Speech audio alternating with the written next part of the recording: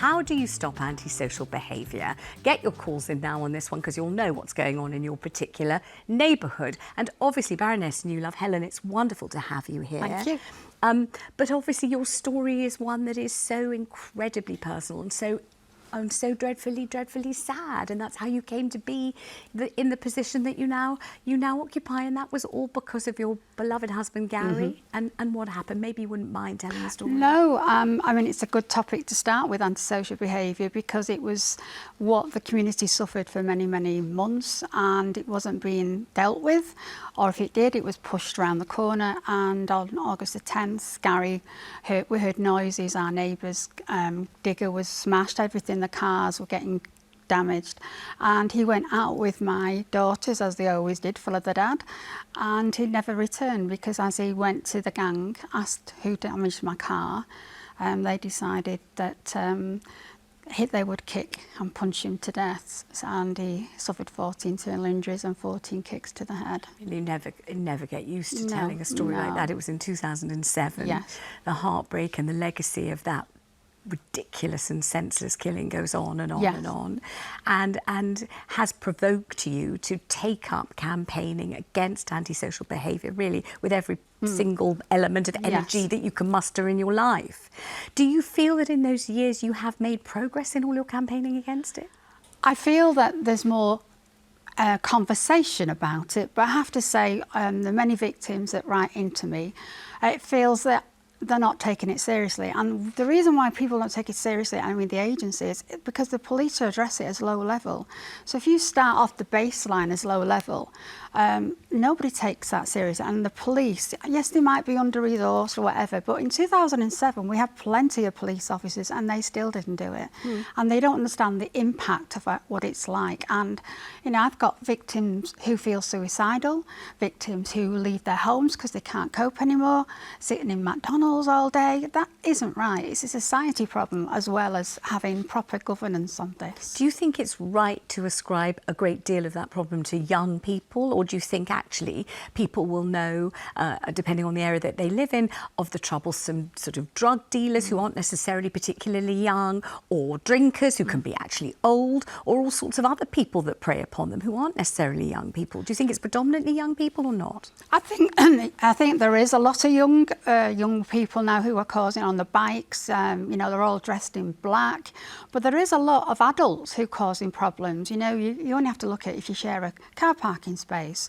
You know, I've had many of them on drugs, and so it really worries me that that's why I think it's a society problem. People have got very angry after COVID. I've noticed the temperament of that. But you know, as when I lost Gary, when I made a statement, for young people especially, parenting is a big issue of this. And you know, people will go, how dare you? But actually parenting isn't the easiest jobs. But I went through a 10-week court trial, and the parents of the offenders, you know, they were not, you know, very nice to us as a family. They were not? No, they weren't. And so for me, it is about parenting, and there is good parents who seek help and can't get that. So I think this is a wider context, but young people, you need to set them away from them. But they are not frightened, Vanessa. They are not frightened of the law. They are not frightened of the police officers.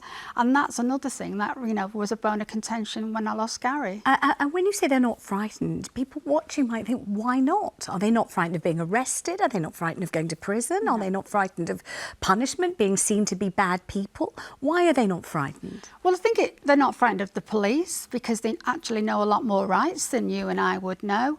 And of course, there's no prison places, you know. So I think that's the reason why they've got to be sharp shock treatment. And there's been many, you know, developments from all governments. But, you know, at the end of the day, if they're not frightened and they're frightening the victim, that says a lot about what we need to do more. And it shows that we've got to be really thorough on this. But for me, it is, you know, victims who are going through this, the housing associations, you know, they'll report them, and then the person who causes the problem is still smoking the weed through the vents, and then they show a letter. It's going to take 6 or 7 months to do something. It's the process of that. And it's so long and drawn, but we have got to stop to protect, you know, the young people as well.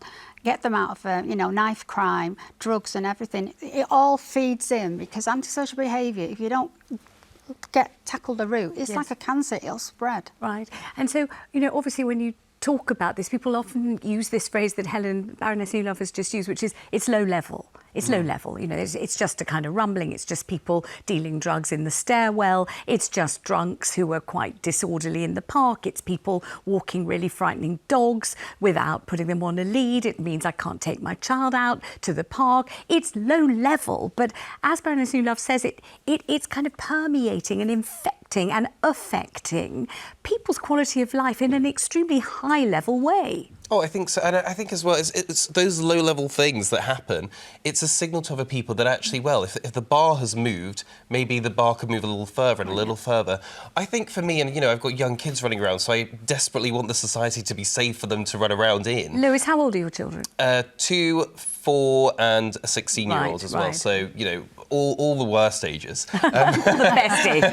But I think for me, one of the things that strikes me is that if I were to see someone, they've smashed a window in a local shop, am I going to get involved now? Now, once upon a time, I think you would have, and people would have feared, well, I better not smash the shop window because the people walking around might say something to me and they might stop me. Whereas now it's like, oh, do I want to get involved? Because A, that person could have a weapon.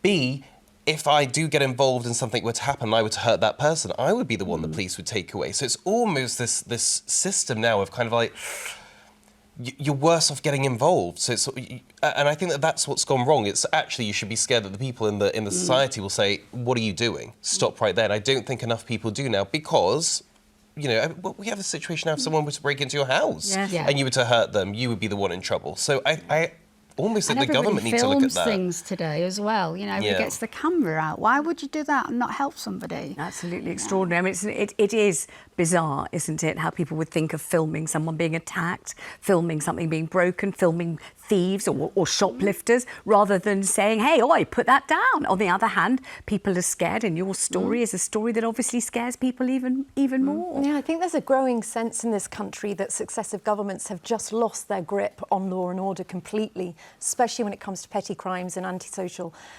violence. They're letting violent prisoners out dangerously early. They've practically decriminalised petty crime. I mean, you can thieve up to £200 worth of goods and you're like unlikely to get a slap on the wrist for it. This sends a message out that criminals, you have control of the streets, and the police are unlikely to do anything about it. Now, what Rudy Giuliani did in New York was fantastic. Now, this changed everything. He was mayor in New York in the 1990s. There was high-level petty crime, antisocial behaviour. He did the broken window theory, which is zero tolerance to petty and small crime. Not just masses more of police, which our government could afford, by the way, but they choose to spend money elsewhere, but publicising in papers the arrests of petty criminals, holding to account police commanders of certain areas and making sure they jolly well, you know, had the consequences if they were letting crime slip in their area. And we need to build more prisons, I'm sorry, but we do. There's no deterrent anymore. My local co-op is invaded every other day. I see people walking in and taking drink from the fridge, and not homeless or sort of drug addict types, nicely dressed men. And I did go up to one of them 2 days ago and I said, I'm sorry, sir, you didn't pay for that. I followed him out of the shop. I'm that angry, Vanessa. And what did he say? And he sort of looked really shocked and went, well, can you put it back for me then? And so I just took it and I put it back. But I'm at my level now that I am going to intervene. This is my local community. I will do it politely. I will assess the situation. Don't necessarily condone doing what I did at all, but it's got to the level I'm so angry at what's happening in my community and the amount of thieving and crime, and we don't live in a society that protects the victims. Okay, I'm going to go to the calls, but Baroness Newlove, I just have your verdict on Belinda saying to that guy, oh, you didn't pay for that, or she said it much more politely, excuse me, I don't think you paid for that. Is she right to do that? Is she wrong to do that? No, I think you're right. Everybody asks me after losing Gary, would you step out? And I went, yes, because we brought up with moral compass here and respect, and everybody works so hard, and the kicks to my car were the same kicks to Gary's body, and it seems to be like we're just saying is don't do that, don't do that. So we're drip feeding to say, oh, we're really concerned they could have a knife, they could have done that. I'm not saying they might not, but actually we've all been brought up with manners, we know right from wrong, and it should be where we can go and say, excuse me. When we lived in 2007, there was security guards, there was two ladies in a bag and booze who locked locked the door, Vanessa, because of the gangs. And I'm actually, you know, it really irritates me and angers me that nobody really understands the depth of antisocial behaviour. And do you think that's because ministers, members of parliament are insulated? They live in a certain kind of way, and the more power they get, the more insulated they are. They get driven around. They get kind of protected from the nitty-gritty of going into Belinda's local co-op and watching people nicking the drinks every day, or just trying to get into their own block of flats and finding they're too scared to walk through the blinking entrance. I think they get sucked into the policies that fit in. And I speak all, you know, when I came in with David Cameron, I would tell him absolutely straight when I became Victims Commissioner. I had no office, no table. I went, you've made this on the back of a cigarette packet, it ain't going to work with me. But it's about being real here and your constituents going through that. But it seems to be when the Westminster bubble gets in, and I really do I will not give in, Vanessa, because I see too many. And I've got 3 daughters who witnessed every kick and punch. And they're, you know, I'm not having that. And they've lived longer now than they knew their dad.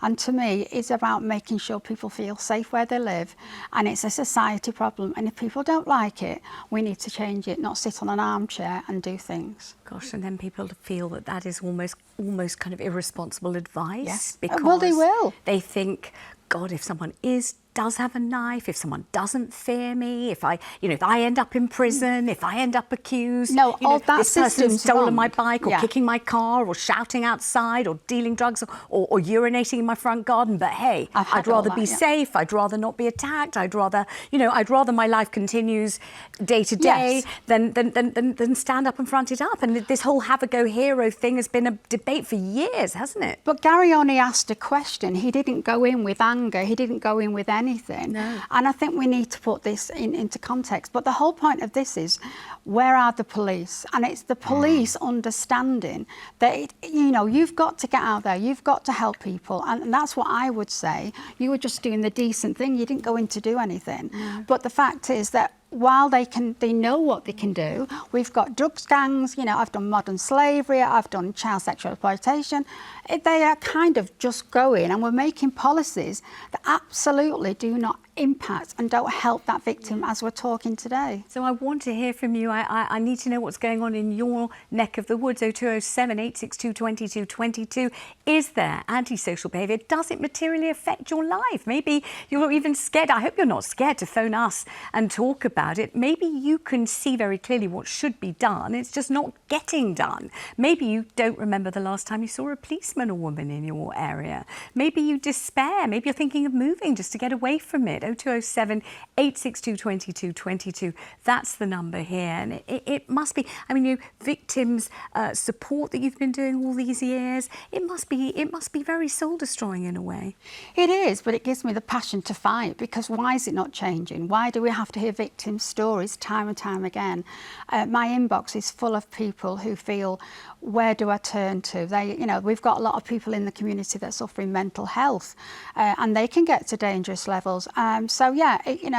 If it feels they can do something, and I can kind of signpost it, even when I'm not Victims Commissioner at the end of the year, I still won't give up. I will still, help them people, because it's only right. We want to live safe, we want to live happy, and we work really hard for what we have, and it shouldn't be destroyed by individuals within seconds, because, Gary's life was over within 48 hours. I had to turn his life support machine off, and that isn't acceptable at all. Lewis, when you hear Baroness Newlove sitting right next to you tell that story and then say, as she said at the beginning of the programme, it's a society problem. We've got to address what's going on in society, what's going wrong. Where do you think we start with this? Because it always brings me back to the discussion. My own daughter as a primary school teacher, little children in primary school arriving at school hungry, arriving at school not clean, arriving at school and God knows what they've only been watching on screens the night before, and they're 5, that kind of background. And you think, well, if you were to reach in and try and rectify all of that, how could you? Where would you even start with that? Well, I think this is the problem. It's multifaceted. So there's got to be some stuff done around poverty as well. We know that poverty, kids going out on the streets. There's got to be some more responsibility on parents. I know there are some controversial things there of, actually, make the parents do the time, make the parents, and actually once you've got the parents on the line of, well, if your kid misbehaves, it's you that's going to prison for it or whatever it is. Actually, maybe then they have a greater sense of looking after that child, who knows. But I do think it comes from the top. I think what we need is a politician, a prime minister that says, this is not going to happen anymore on my watch. We're going to send in the police. All these stories you hear now of, my bike's been stolen. I can tell you where it is. The police say, oh, we can't go and get it. You know, things like that. Yeah, that are easy wins. That all needs to be taken care of. And even maybe having a special commission of people that go into some of the most antisocial areas and say, look, we're going to stay here for 3 months and we're going to make sure that people are scared to litter by the end of the time we're here. Yes. Yeah, and that's down to funding, you see, because they give funding in all governments for 3 years. It's never sustainable. So, you know, it takes you 3 years to get something working, and it drops off. And that's not the way. You wouldn't run a business like that, would you? No, absolutely not. All right.